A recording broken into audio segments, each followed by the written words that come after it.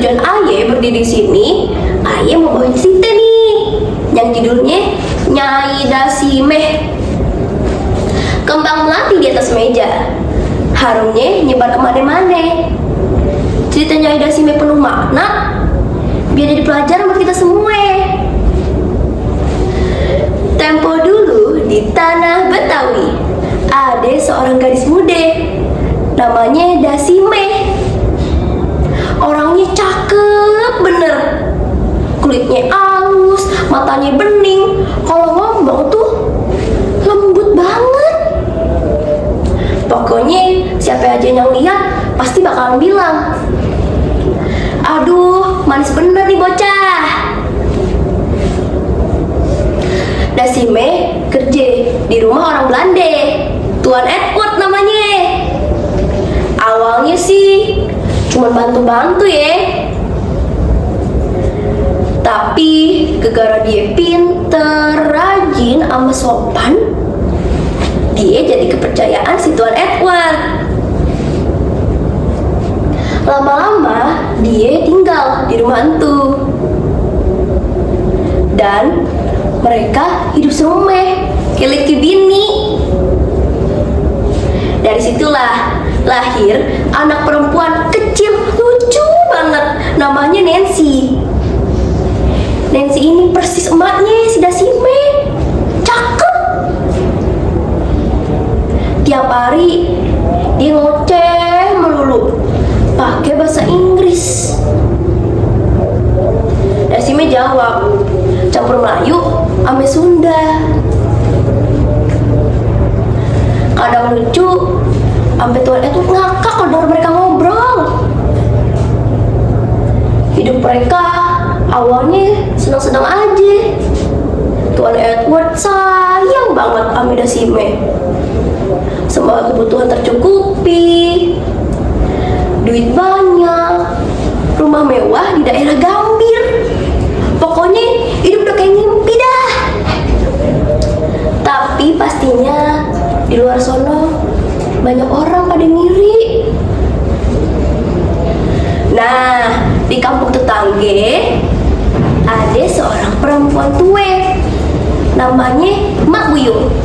Si Mak Buyung ini kenal sama seorang laki asal Pejambon, Samiun. Namanya Samiun. Samiun ini kasar, juga licik. Samiun ngomong ke Mak Buyung, Mak, tolong deh, Aye gue deketin tuh si Dasimeh.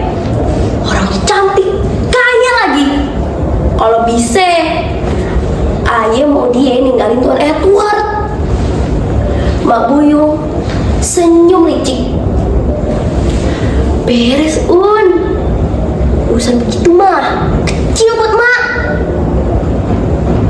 Dari situlah Mak Buyung mulai sering datengin rumahnya si Dasimeh.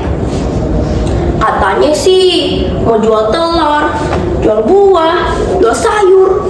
Padahal dia mau nyari celah. Lama-lama Dasimeh percaya. Mereka jadi akrab banget.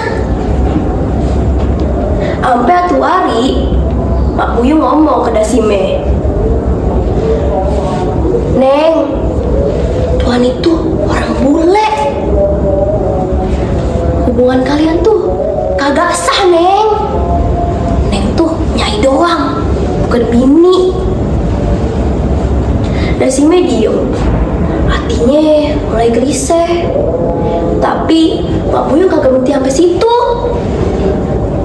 Dia bawa-bawain nama agama.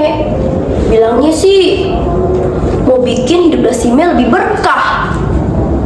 Padahal dibalik itu dia udah kerjasama sama Samiun. Samiun sampai pergi ke rumah orang pinter, namanya Pak Solihun, minta mantra katanya. Katanya sih mantra itu bisa bikin Dasimeh jatuh cinta sama Samiun dan jadi benci sama Tuan Edward. Akhirnya mereka kasih ramuan tersebut ke si Mak Buyung. buat dicampurin ke minumannya si Dasime. Tapi ternyata Ramon itu kagak mempan. Dasime tetap setia sama tuh Edward. Tapi Dasime mulai banyak mikir dah. Tak bener ya, hidup ayah ini salah. Apa yang kudu balik ke jalan yang bener. Sampai suatu hari Dasime diajak ke rumahnya si Mak Buyung di Pejambon. Katanya sih mau lihat lakon topeng. Dasime pakai kebaya paling bagus dah. Disambut baik sama Hayati, istrinya Samiun, dan ibunya, Ibu Soleha. Mereka nyapa Dasime baik-baik. Tapi Dasime kagak ngeh kalau itu cuma jebakan. Hari demi hari Dasime makin deket sama Samiun. Mak Buyung terus bisikin kata-kata manis ke Dasime. Katanya Samiun laki baik lah, seiman lah, juga cocok buat dia katanya. Akhirnya hati Dasime yang lembut mulai goyah, dan Dasime meninggalkan si Tuan Edward dan pergi bareng Samiun. Awalnya sih Samiun manis banget. Kalau ngomong tuh lembut, matanya teduh, bikin Dasime klepek-klepek pokoknya dah. Katanya mau jagain si Dasime sampai mati, tuh sayang banget. Tapi setelah dia kasih duit sama perhiasan warisan Tuan Edward, Samiun udah berubah, udah kagak kayak dulu lagi. Samiun suaranya kasar, demen banget mukul. Dasime cuman bisa naik air mata di pojokan rumah kontrakan kecil. Dasime ngomong, "Bang Miun, kok abang berubah sih? Perasaan dulu lembut banget sama ayah." Dan si Samiun jawab dengan keras dan kasar, "Udah gak usah banyak omong deh lu. Semua nih gara lu. Duit abis, kerjaan kagak ada. Malu aja di kampung." Dasime diem, air mata netes pelan-pelan.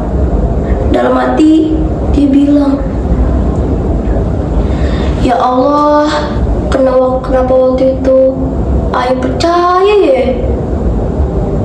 Katanya dulu Samiun lembut, taunya." Suatu sore Samiun tiba-tiba bawa delman.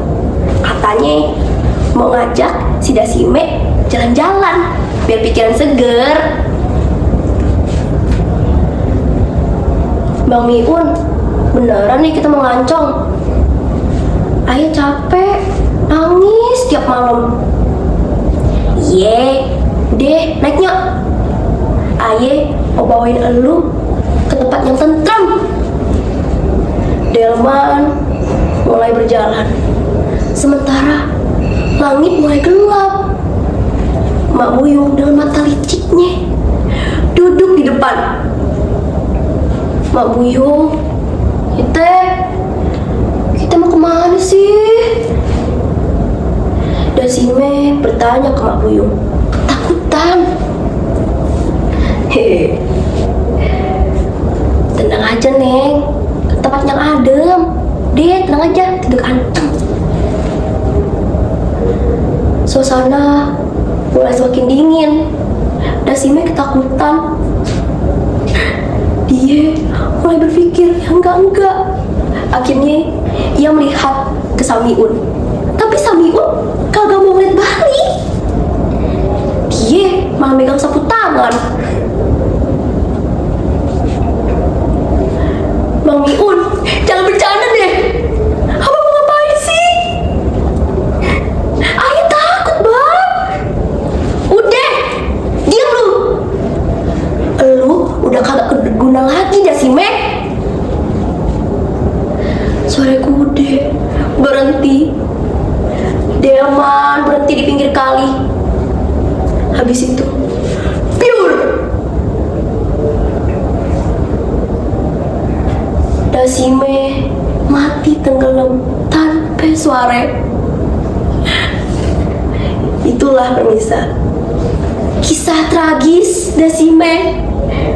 Cantik baik, tapi gampang percaya sama omongan orang yang manis di mulut, pahit di hati.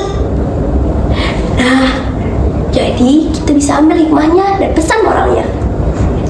Jangan sampai percaya sama omongan orang yang manisnya kebangetan. Jaga kehormatan diri, karena uang, cinta, harta itu bisa hilang, tapi kehormatan diri tetap sama selamanya. Sekian dari Aye. Mohon maaf jika ada kesalahan kata. Terima kasih. Wassalamualaikum warahmatullahi wabarakatuh.